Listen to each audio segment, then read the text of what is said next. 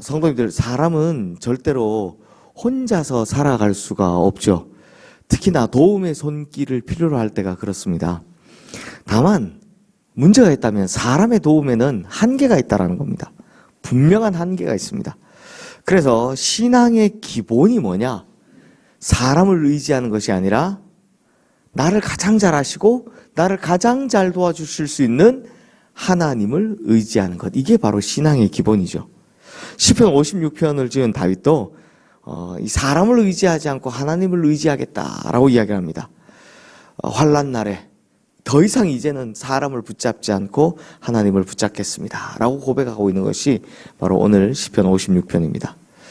성도님들, 그런데요, 이 시편 56편의 표제어 파란색 글씨로 써 있는 거 보시면 다윗이 가드에서 블레셋인에게 잡힌 때라고 감사하게도 배경이 쓰여져 있죠. 이게 언제냐? 다윗이 가드에서 블레셋인에게 잡힌 때가 언제냐 하면 가드왕 아기스에게 망명 신청했을 때입니다. 다윗이 사울에게 쫓겨다니면서 이제 너무 괴로운 겁니다. 광야를 전전하다가 이런 생각을 하는 거죠. 야, 내가 언제까지 이런 고단한 일을 해야 될까? 그러다 보니 차라리 내가 광야에 있기보다는 어디로 가자? 블레셋으로 가자. 내가 이렇게 쫓겨다니고 이렇게 힘들게 사느니 언제 죽을지 모르니 차라리 그냥 적국이지만 블레셋에 가서 거기서 망명 신청하는 게 좋겠다. 이렇게 생각하는 겁니다. 그러면서 그곳에 가면 적어도 뭐가 안전하다? 내 생명이라도 좀 안전하지 않겠냐라는 생각을 한 겁니다. 얼마나 괴로웠으면 이 생각을 했을까요? 그곳에 가면 내가 적어도 죽는 거 걱정은 안 해도 되지 않겠냐라는 생각을 한 겁니다. 그래서 다윗은 가드왕 아기스에게 가서 살려달라라고 구하는 겁니다. 아마 잠도 못 자고 얼마나 괴로웠겠습니까? 언제 들이닥칠지 모르니까. 그러니 내가 참 두 발 뻗고 잠이라도 좀 자자 싶어서 간 것 같습니다. 그런데요, 이 아기스가 아무런 조건 없이 받아줬으면 참 좋았을 텐데 그렇게 되지를 않습니다. 특히 아기스의 신하들이 의심을 하죠. 골리앗을 죽인 다윗이잖아요. 근데 성도님들, 골리앗이 어디 출신인지 아십니까? 바로 이 블레셋 가드 출신입니다. 그러니까 야, 너 우리 골리앗 죽인 사람이잖아. 계속 의심하며 물어보는 겁니다. 왜 왔냐? 왜 왔냐?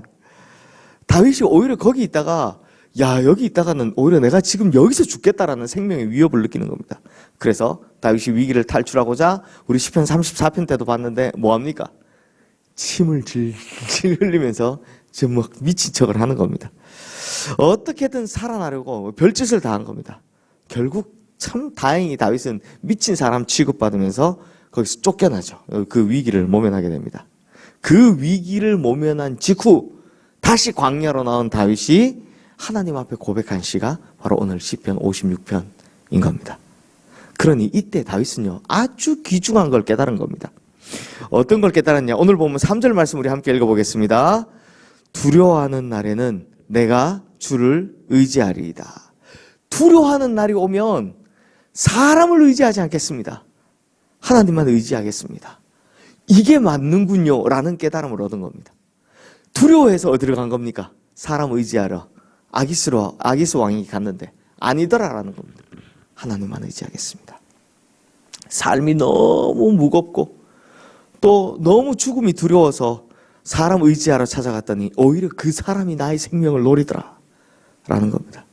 그래서 다윗은 결심합니다. 이제는 보이는 사람을 의지하는 것이 아니라 보이지 않는 하나님을 의지하겠습니다.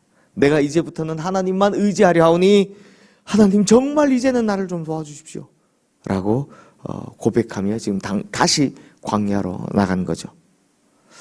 성도님들, 사람은 눈에 보이지만 하나님은 눈에 보이지 않습니다. 그러니 보이지 않는 하나님을 의지한다는 게 이게 말처럼 쉬운 일이 아닙니다. 절대 쉬운 게 아닙니다. 그렇다면 보이지 않는 하나님을 의지한다는 게 어떤 의미입니까? 이걸 다윗은요 이렇게 설명을 합니다. 4절 말씀 함께 읽겠습니다. 내가 하나님을 의지하고 그 말씀을 찬송하올지라. 내가 하나님을 의지하였은즉 두려워하지 아니하리니 혈육을 가진 사람이 내게 어찌하리까. 자, 하나님을 의지하는 길을 다윗은 하나님의 말씀을 찬송하는 것으로 이야기를 합니다. 그리고 이걸 반복해서도 이야기하는데요. 10절 말씀도 함께 읽겠습니다. 내가 하나님을 의지하여 그의 말씀을 찬송하며 여호와를 의지하여 그의 말씀을 찬송하리이다. 자, 하나님을 의지하는 것은 하나님의 말씀을 찬송하는 것이다라고 정의를 내리고 있습니다. 그렇다면 이 말이 좀 우리가 흔히 쓰는 말은 아니죠. 하나님의 말씀을 찬송하는 길이다. 이게 어떤 의미일까요? 하나님은 보이지 않기 때문에 하나님을 의지하는 것은 그 말씀을 붙잡는 것이다라는 의미입니다.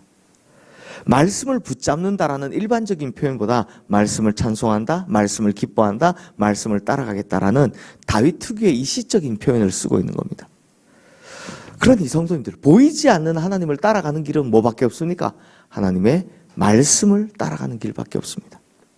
우리 인생이 어둠에 빠져 있고 두려움의 길을 걸을 때 하나님께서 주시는 생명의 빛, 새로운 길은 오직 말씀밖에 없는 겁니다. 성도님들, 우리 인생에도요, 저보다 훨씬 연륜 많으신 분들이 많으시니까 두려운 일은 얼마든지 생길 수 있습니다. 곤란한 일 자주 생깁니다. 어려운 일 가끔씩 생깁니다.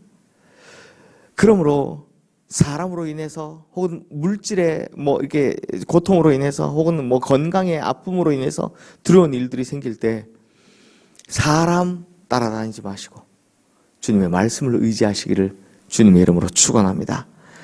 하나님 말씀을 의지하면 큰 힘을 얻게 될 겁니다. 새로운 힘을 얻게 될 겁니다. 이제 다윗도 사람이 주는 기회를 포기하고요, 말씀 붙들고 다시 광야로 나갑니다. 그랬더니 오히려 광야에서 더 큰 힘과 용기를 얻어서 사울의 추격에서 그때부터는 완전히 마음이 자유하게 되는 겁니다. 이런 것처럼 우리 성도님들도 하나님 말씀을 의지할 때 하나님께 주시는 더 큰 힘과 새로운 힘을 얻게 될 줄로 믿습니다. 그래서 정말 그 어떤 어려움 속에서도 자유함을 누리며 살아가시는 우리 모든 성도님들 되시기를 주님의 이름으로 축원합니다. 이 시간 오늘 주신 말씀 기억하며 우리 함께 기도하겠습니다.